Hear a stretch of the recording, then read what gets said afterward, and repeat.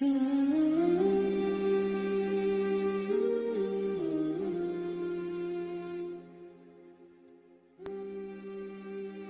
علی شیر خدا سے ایک یہودی نے سوال کیا کہ تمہارا اللہ پاک نظر کیوں نہیں آتا؟ مولا علی شیر خدا فرماتے ہیں کہ تم سورج کو غور سے دیکھو۔ اس نے کہا میں اس کو نہیں دیکھ سکتا۔ تو مولا علی شیر خدا فرماتے ہیں کہ تم سورج کو نہیں دیکھ سکتے تو سورج بنانے والے کو کیسے دیکھ پاؤ گے؟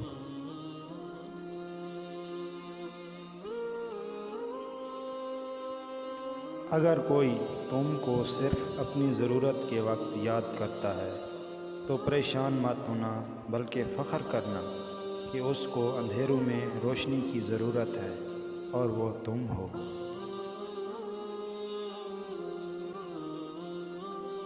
اس شخص پر تعجب ہوتا ہے کہ جو توبہ کی گنجائش ہوتے ہوئے مایوس ہو جائے۔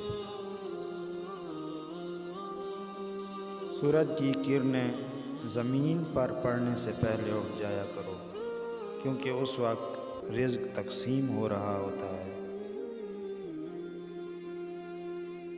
عقل ایسی دوست ہے جسے چھوڑ دیا جاتا ہے، مگر خواہش ایسی دشمن ہے جس کی پیروی کی جاتی ہے۔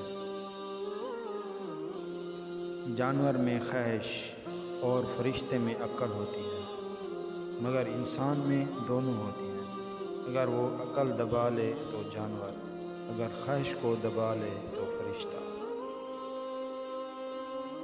علم ایک ایسا خزانہ ہے جو کبھی فنا نہیں ہوگا۔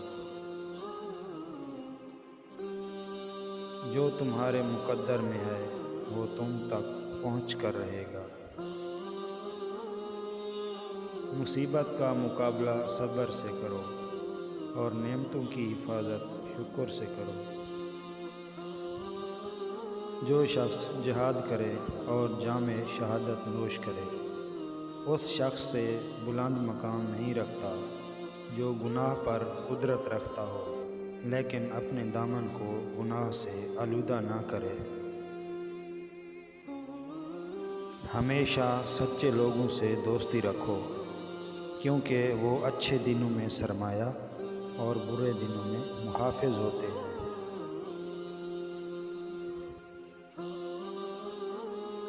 جس سے حد سے زیادہ محبت ہو اس سے اتنی ہی نفرت بھی ہو سکتی ہے، کیونکہ خوبصورت شیشہ جب ٹوٹتا ہے تو خطرناک ہتھیار بن جاتا ہے۔ محبت و دوستی کے بارے میں اپنے دلوں سے سوال کرو کیونکہ یہ ایسے گواہ ہیں جو رشوت قبول نہیں کرتے۔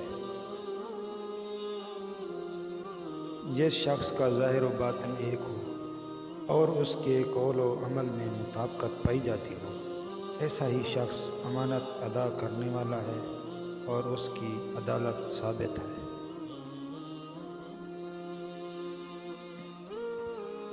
تیرا نفس تجھ سے وہی کرائے گا جس کے ساتھ تو نے اسے مانوس بنایا ہے۔